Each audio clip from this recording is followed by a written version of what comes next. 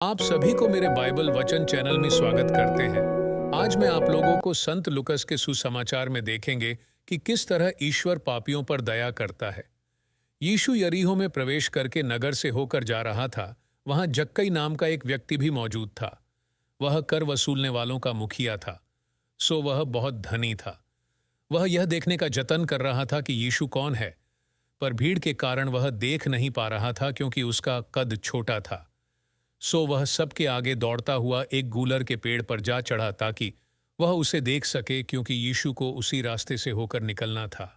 फिर जब यीशु उस स्थान पर आया तो उसने ऊपर देखते हुए जक्कई से कहा, जक्कई, जल्दी से नीचे उतर आ, क्योंकि मुझे आज तेरे ही घर ठहरना है।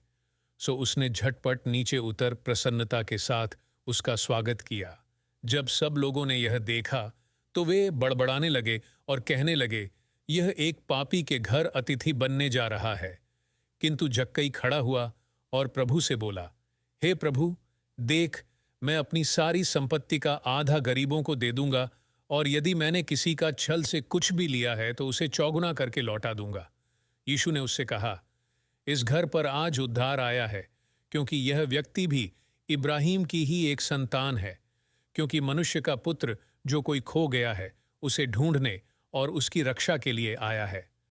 पश्चातापी और विनम्र हृदय ईश्वर की दया को प्राप्त करता है। जैसे कि हम जानते हैं, जक्केयुस ने समाज की दृष्टि में एक घिनौना काम किया था। उसने गलत तरीके से अपनी ओहदे की आड़ में संपत्ति अर्जित किया था और दूसरों की आंखों में धूल झोंका था। इस लालच के कारण उसकी आत्मा उसको धिक्कारती थी। इसीलिए वह पूरी विनम्रता के साथ यीशु को खोजने गुल्लर के पेड़ पर चढ़ गया। पेड़ पर केवल बच्चे और गुलाम ही चढ़ते थे। शायद जक्केयुस भी पाप का गुलाम था और यीशु उस पर दया करते हैं।